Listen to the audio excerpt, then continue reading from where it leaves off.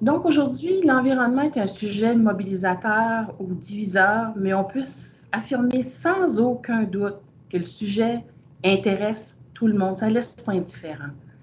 Dans le cadre des capsules des femmes en recherche des Journées des études supérieures et de la recherche, j'accueille la professeure Mélanie Jean du département de biologie de l'Université de Moncton.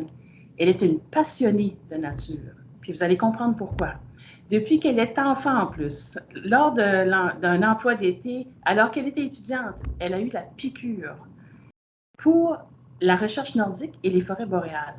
Mélanie s'intéresse aussi de façon générale à l'écologie des communautés végétales, à la biogéochimie, aux perturbations et à la succession, ainsi qu'aux rétroactions plantes-sol. Ça paraît compliqué, mais je suis sûre qu'elle va tout nous expliquer ça très rapidement.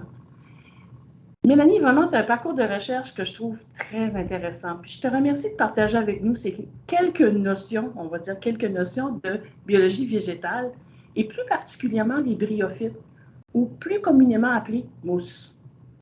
Donc, en 2021, tu as démarré un projet de bryosurveillance à l'échelle du Nouveau-Brunswick. Peux-tu nous écrire c'est quoi la bryosurveillance? Puis surtout, pourquoi ici, au Nouveau-Brunswick, plutôt qu'ailleurs? Oui, tout à fait.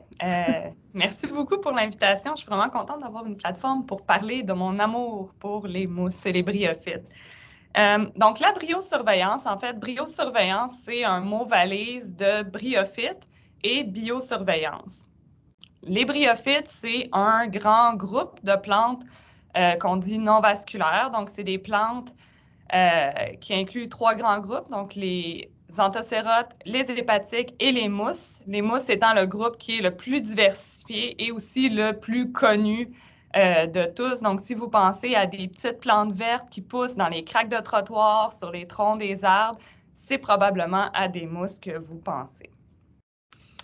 Les mousses ont certaines caractéristiques qui font en sorte que c'est des très bons indicateurs du dépôt atmosphérique de polluants. Donc, entre autres, le fait justement qu'elles sont non vasculaires, donc elles n'ont pas de racines, elles n'ont pas de tissu conducteur dans leur tige pour transporter, par exemple, de l'eau ou la sève, comme les autres plantes qu'on connaît peut-être un peu mieux. Donc, elles vont recevoir toute l'eau, tous les nutriments dont elles ont besoin pour vivre. Ça va venir directement du ciel, en fait. Ça va venir des précipitations sous forme de pluie, sous forme de neige, ou encore par le biais de dépôts de particules très, très fines à leur surface. Et donc, le fait qu'elles sont comme un peu déconnectées du sol sur lequel elles poussent, c'est ce qui permet d'être des très, très bons indicateurs de ce qui leur tombe dessus, en fait. Une autre caractéristique qui fait en sorte que les mousses sont intéressantes dans un contexte de suivi environnemental du dépôt atmosphérique de polluants, c'est que la surface de leurs feuilles et de leurs tiges a une légère charge qui est négative. Puis, ce qui est avantageux avec ça, c'est que la plupart des métaux, par exemple les métaux lourds ou des choses comme ça, eux, elles ont une charge qui est positive. Donc, ça fait en sorte qu'elles vont avoir tendance ces métaux-là vont avoir tendance à coller sur les mousses, puis de rester dessus, en fait. Donc, la bryosurveillance. Comme un filtreur, là, ni plus ni moins les mousses. Pas nécessairement comme un filtre, mais plus comme un genre de papier collant. Ah! Parce que ce qui tombe dessus va rester dessus, en fait, puis c'est ce qui nous permet de les utiliser comme indicateur de ce qui tombe du ciel. Okay. Ben, ce qui se dépose. La bryosurveillance, en fait, prend avantage de ces caractéristiques-là des mousses. C'est des méthodes qui ont été développées en Europe principalement à partir des années 1960. Et à partir des années 90, en Europe, il y a un grand programme de coopération internationale qui a été lancé, qui s'appelle, j'ai son nom ici parce que je ne me rappelle jamais par cœur, le Programme coopératif international sur les effets de la pollution de l'air sur la végétation naturelle. Son acronyme, c'est ICP Vegetation. En gros, c'est un programme avec un protocole commun qui est suivi par maintenant plus d'une trentaine de pays, je pense, où à tous les 5 ans, les gens vont récolter des mousses pour pouvoir cartographier le dépôt atmosphérique de polluants, à la fois d'origine naturelle ou humaine, partout en Europe. Ce ce qui arrive, en fait, puis là où on s'approche tranquillement du Nouveau-Brunswick, c'est que c'est une méthode qui est relativement peu coûteuse, puis qui vient vraiment bien complémenter toutes les stations météorologiques, les stations mécanisées de suivi de la pollution atmosphérique. Les espèces de mousses qui sont utilisées beaucoup en Europe pour faire ça sont très communes, très abondantes partout au Canada, partout au Nouveau-Brunswick. Mais jusqu'à tout récemment, il n'y avait pas encore eu vraiment d'initiative à grande échelle pour essayer d'appliquer cette méthode-là au Canada ou au Nouveau-Brunswick. Donc, en 2021, on pourra en revenir au début de la question, en 2021, en fait, il y a 2 projets de briosurveillance qui ont été lancés un peu conjointement au Canada. Un programme qui est le programme pan-canadien de briosurveillance où on essaie de mobiliser des citoyens partout au Canada pour nous aider à récolter des mousses dans le pays en entier afin d'essayer de contribuer pour la première fois à l'initiative ICP Vegetation pour le Canada. À une plus petite échelle, moi, j'ai lancé... Cette espèce de banque canadienne, finalement. Oui. Sur un modèle qui serait européen ou... Ben, l'idée, ça serait de récolter des données pour que le Canada puisse se joindre à cette banque de données-là mondiale, en fait. Okay. Puis qu'on puisse voir si, en fait, ces méthodes-là sont applicables dans un endroit qui est très peu densément peuplé si on se compare à l'Europe, par exemple. Hein. Les défis ne sont pas tout à fait les mêmes. D'ailleurs, on mettra le lien vers le site web si jamais ça vous intéresse, que vous connaissez des gens qui aiment les mousses, qui aiment passer du temps à l'extérieur. On a besoin de votre aide pour pouvoir cueillir des mousses un peu partout. Donc, il y a ça qui s'est passé à l'échelle canadienne. Quand moi, je suis arrivée à Moncton, il y a maintenant un peu plus qu'1 an, je trouvais que le Nouveau-Brunswick, c'était une province idéale, en fait, pour essayer d'établir un programme de briosurveillance à une échelle beaucoup plus fine. Certaines des raisons pour ça, c'est que, en fait, le Nouveau-Brunswick, c'est pas très grand. C'est quand même grand, mais c'est moins grand que d'autres provinces canadiennes. Il y a encore beaucoup de zones forestières, on a encore beaucoup de zones naturelles.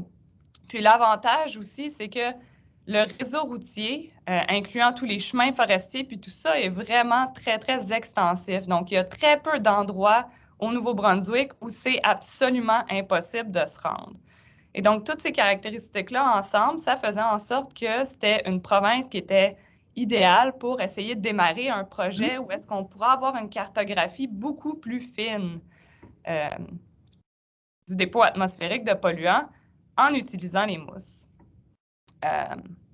C'est intéressant de voir qu'une petite province comme la nôtre, justement, peut apporter autant à un projet de recherche. Parce que souvent, on se dit, on demeure en région rurale, on peut pas apporter grandes choses ou de grandes choses en recherche, par exemple, mais là, on voit que chez nous, c'est un milieu qui est vraiment apte à faire cette recherche-là.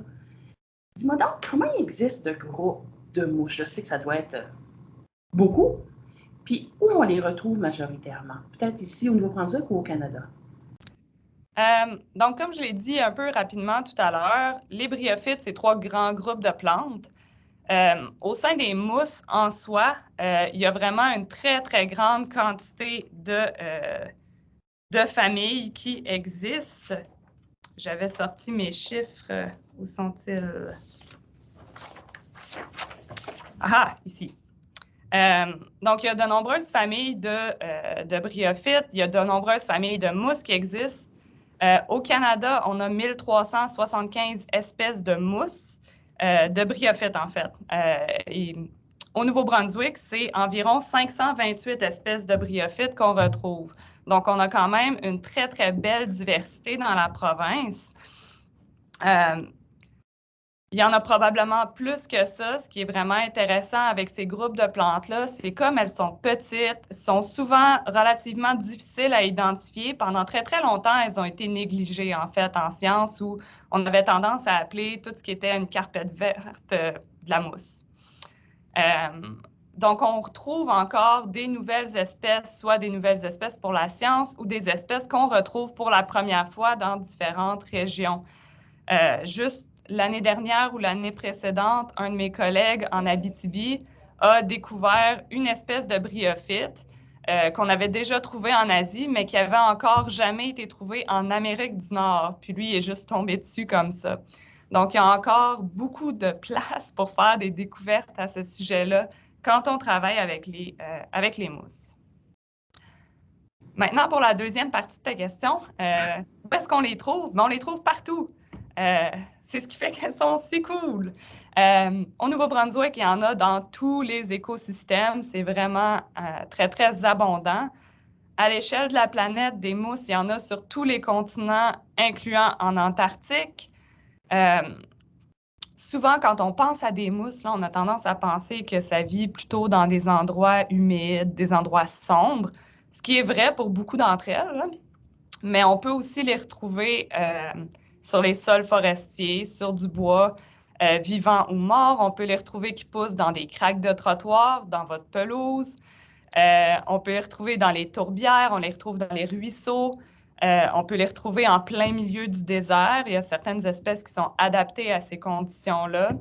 On peut les retrouver en très haute altitude. La plante qui s'est retrouvée la plus haut au monde, c'est une espèce de mousse qui pousse à quelque chose comme 6400 mètres d'altitude sur l'Everest. Donc, les mousses sont super résistantes et très, très tolérantes à vraiment, vraiment toutes sortes de conditions environnementales, en fait. Donc, on peut les retrouver partout. Même à des endroits, des fois, qui nous choquent un peu parce qu'on essaie d'avoir quelque chose de très, très uniforme et on a des mousses qui apparaissent à travers. Mais lorsqu'on voit leur fonction, on devrait justement les laisser là. Bon, on sait que ça s'accroche à toutes sortes de surfaces, tant verticales qu'horizontales. Puis comment elle fait pour se maintenir comme ça sur des surfaces? Des fois, on parle de pierres, on parle de végétaux et autres. Puis comment elles se reproduisent? Ah oui. Okay. Pour la première partie de la question, les mousses n'ont pas de vraies racines. Donc, ce n'est pas des racines au sens propre comme on retrouve chez les autres plantes, donc des racines qui ont à la fois une fonction d'ancrage et pour aller chercher l'eau et les nutriments. Les mousses n'ont pas ça. Par contre, elles ont des structures qui leur servent à s'ancrer sur les surfaces. Donc, c'est comme des genres de petits crampons, si on peut dire, qu'on appelle des rhizoïdes. Et donc, c'est grâce à ces rhizoïdes-là que les mousses vont être capables de s'agripper sur toutes sortes de surfaces, parfois très, très surprenantes et parfois très, très dures. Donc, c'est comme ça qu'ils sont capables d'être fixés, par exemple, à un cap rocheux. Donc, elles ont quand même quelque chose qui leur sert à s'agripper. OK. C'est pour ça qu'on les retrouve partout, justement. Mm-hmm. Oui. Parce qu'elles peuvent s'adapter à toutes sortes de surfaces. OK. Oui, puis tu sais, c'est ça, ils peuvent pousser sur la roche parce que, comme je vous l'ai dit tout à l'heure, tout ce dont elles ont besoin va provenir des précipitations et de l'air. Donc, c'est la raison pour laquelle elles vont être capables de coloniser des surfaces qui sont pratiquement vierges parce qu'elles n'ont pas besoin d'avoir accès à ce qui pourrait être dans le sol. Donc, ça, c'est quand même pratique. Pour ce qui est de la reproduction, les mousses ne produisent pas de fleurs, donc ce n'est pas des plantes à fleurs, mais elles ont différentes manières de se reproduire. Donc, elles peuvent se reproduire à la fois de manière asexuée et de manière sexuée. OK. Donc, pour ce qui est de la reproduction asexuée, il y a différentes manières dont ça peut être fait. Donc, certaines espèces de mousses peuvent se reproduire par fragmentation. Donc, s'il y a un morceau, une branche de mousse qui est brisée de la plante mère, qui est dispersée, cette petite branche-là va être capable de s'établir ailleurs, puis de faire une nouvelle mousse. D'autres espèces vont produire ce qu'on appelle des gemnées. C'est des genres de petites boules de cellules qui sont pratiquement un clone de la plante mère, qui vont être dispersées puis qui peuvent établir une nouvelle mousse. Puis finalement, la troisième manière dont elles peuvent se reproduire de manière asexuée, ça se retrouve beaucoup chez les mousses qui vont faire des beaux tapis dans le sol forestier, où est-ce que les mousses vont pousser, puis éventuellement, elles vont comme faire des embranchements. Au fil du temps, ces deux branches-là vont pousser, puis au fur et à mesure qu'il y a de la décomposition qui se fait par en dessous, au fil du temps, bien éventuellement, ces deux branches-là vont être séparées. Puis on va se retrouver avec 2 mousses qui elles-mêmes vont pouvoir se reséparer et ainsi de suite. Donc, on peut se retrouver avec des grands tapis de mousse qui sont pratiquement des clones. Wow! C'est incroyable l'adaptation de ces petits végétaux-là. Je suis sans mots, vraiment. On en apprend beaucoup, puis on les voit souvent, mais il y a une méconnaissance vraiment de. Je les vois plus de la même façon, en tout cas, après t'avoir parlé, c'est certain. Puis, pour ce qui est de la reproduction sexuée maintenant, parce que ça, c'était juste la partie asexuée, les mousses vont avoir des plants mâles et des plants femelles.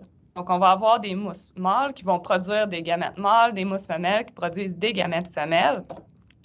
Pour qu'il y ait reproduction sexuée, il faut que la gamète mâle rencontre la gamète femelle. Et à ce moment-là, ça va produire une structure qu'on appelle le sporophyte. Donc, un sporophyte, vous en avez peut-être déjà vu si vous avez pris le temps de regarder des mousses. Ça va être une longue tige qui peut être verte, qui peut être jaune, qui peut être orange, qui va pousser au bout de la mousse, au bout de laquelle on va avoir une capsule, donc un genre de petit sac. Et dans cette capsule-là vont se retrouver des spores qui sont produites par reproduction sexuée. Et ces spores-là, elles sont très, très fines, très, très petites. Et quand elles sont libérées du sporophyte, elles vont être dispersées par le vent, parfois sur des distances vraiment impressionnantes.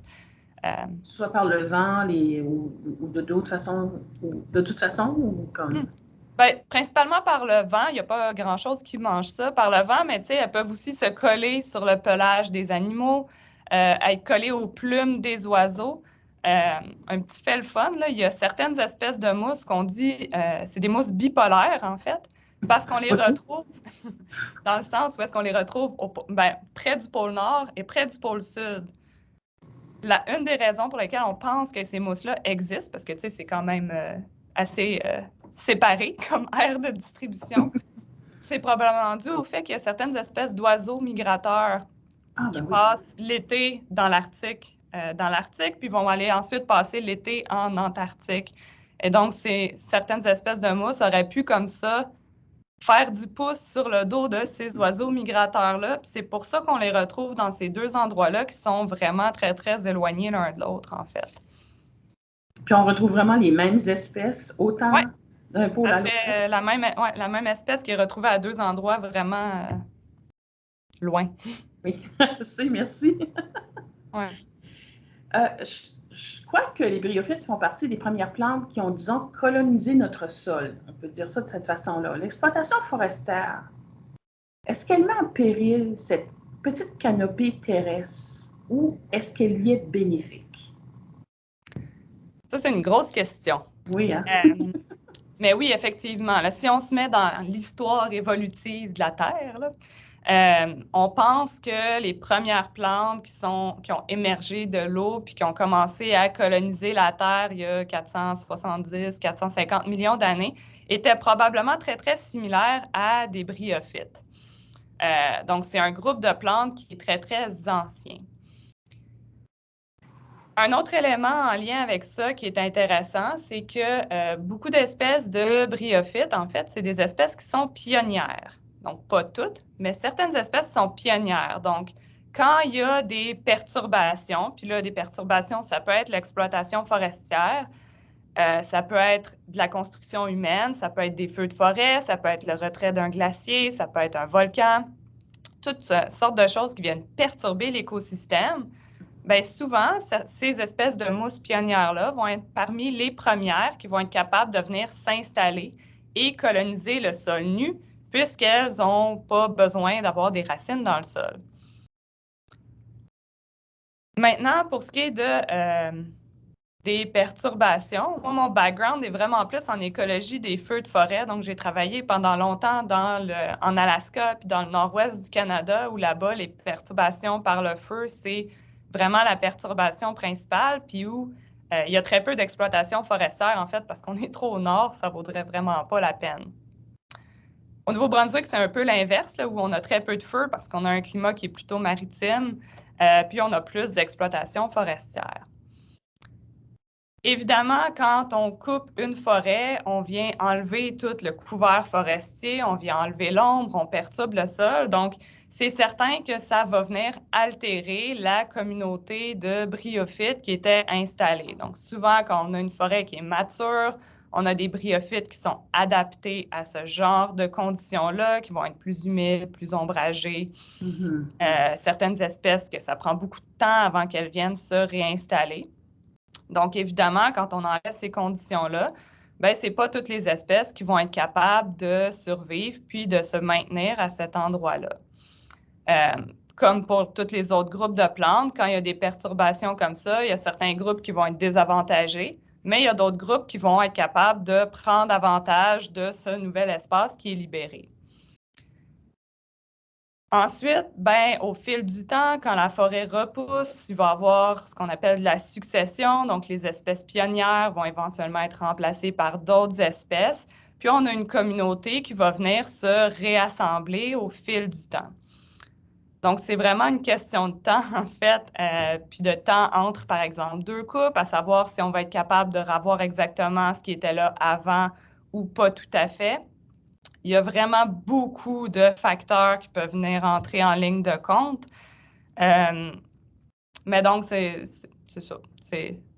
Ça a un effet, mais les mousses vont être capables de revenir tant que quelque part autour, il reste des propagules, il reste des mousses qui vont pouvoir venir recoloniser après un certain temps.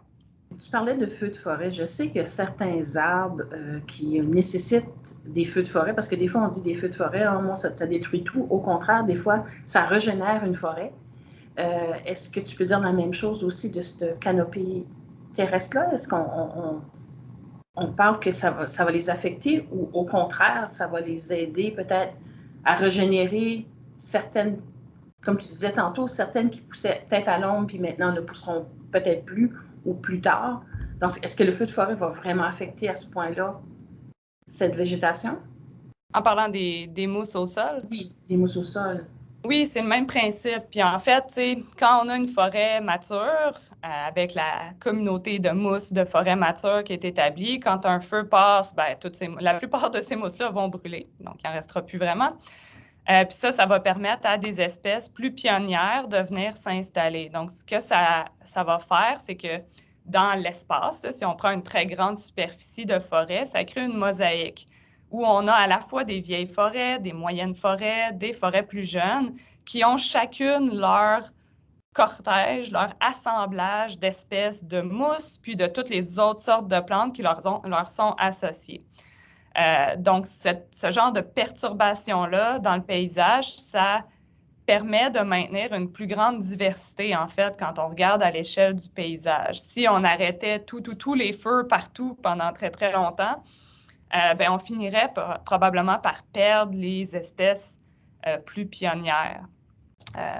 S'il y avait trop de feux, au contraire, ben là, on perdrait les espèces de forêts plus vieilles parce qu'on aurait des forêts de plus en plus vieilles. Donc, c'est une question de balance puis d'équilibre, en fait, entre les zones perturbées puis non perturbées. J'imagine qu'il y a des espèces qui sont peut-être plus rares ou en danger de disparition. Est-ce que ça se peut parce qu'ils ont une tendance à être faciles à se reproduire un peu partout? Mais est-ce qu'il y en a qui sont rares ou en danger de disparition, peut-être ici au Nouveau-Brunswick ou au Canada?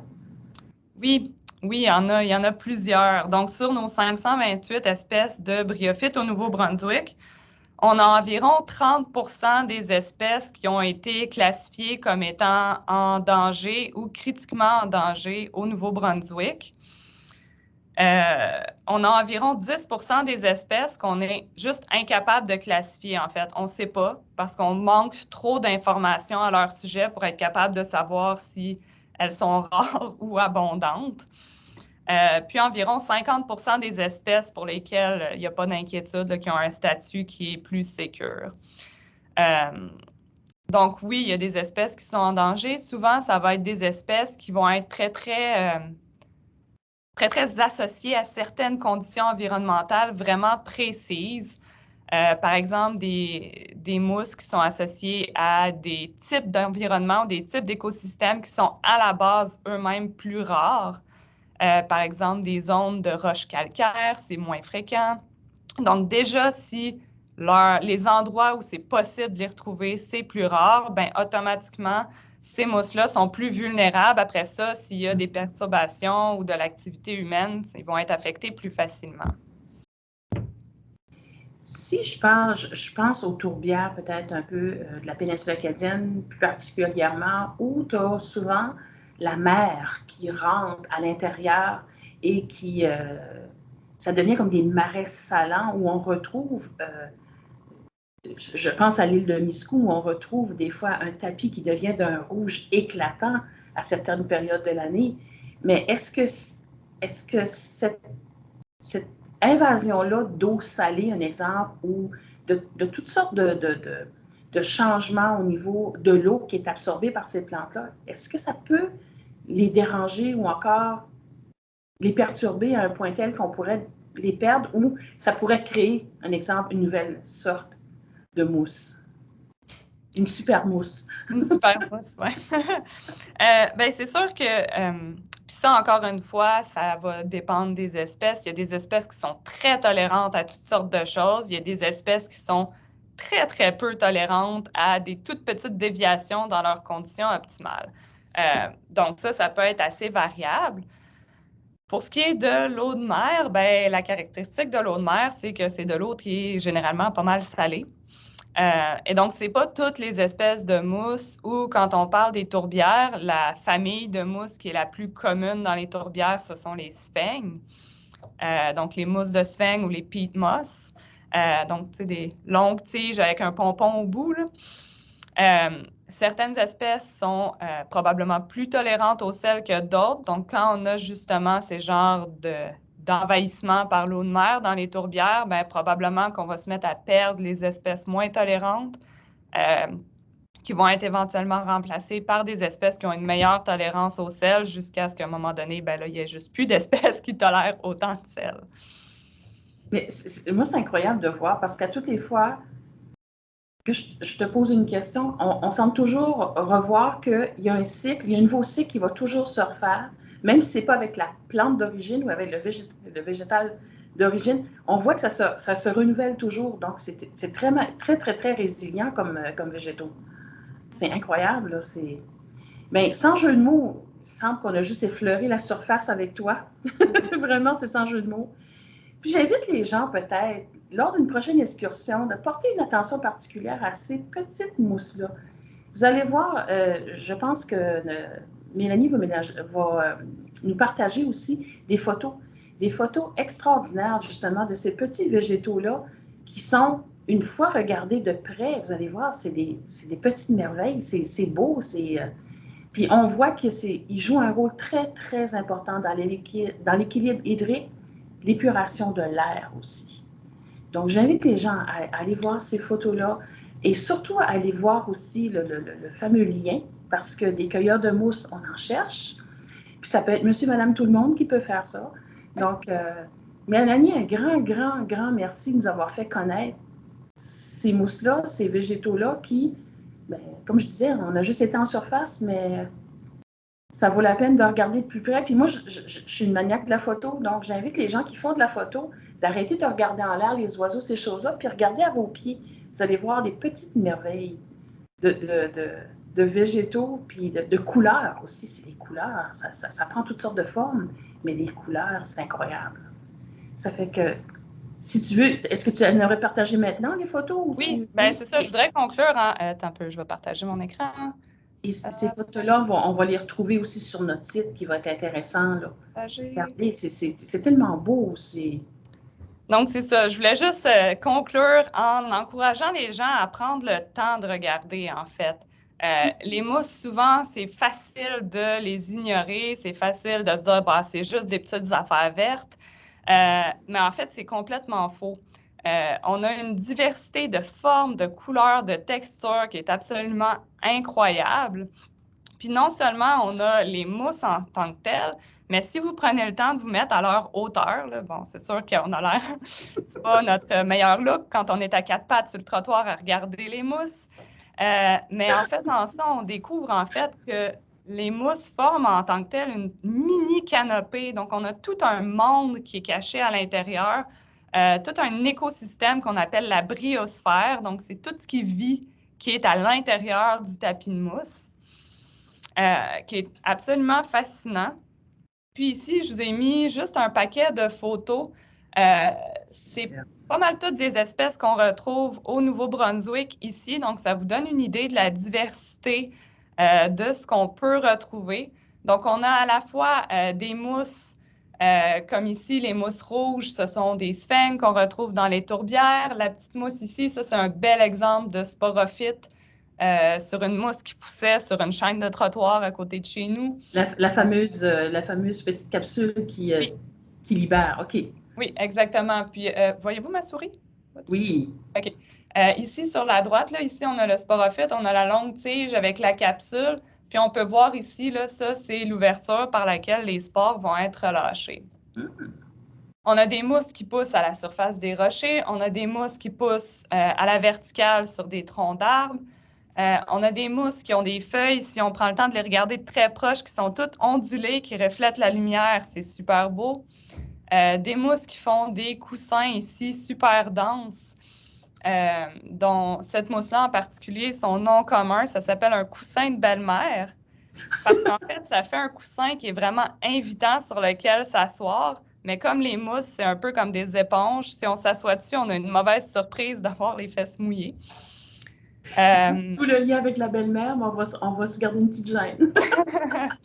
Les gens qui donnent des noms, des fois, ont un sens de l'humour particulier.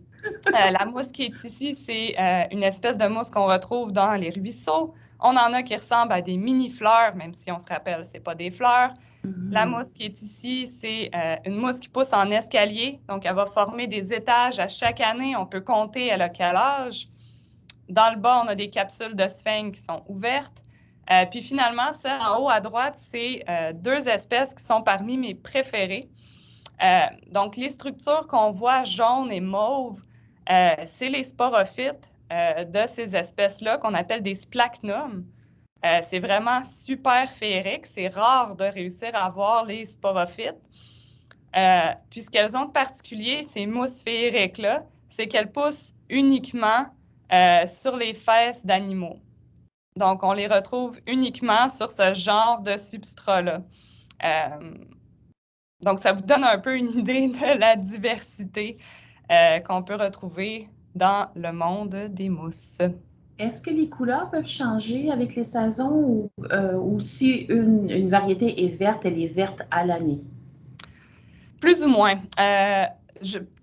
Ça peut être variable. Donc, la teinte rouge dans les mousses, c'est beaucoup de la pigmentation qui est générée en réponse à habiter dans un endroit très, très ensoleillé. Donc, c'est un peu un pigment qui sert à protéger la plante contre le rayonnement ultraviolet.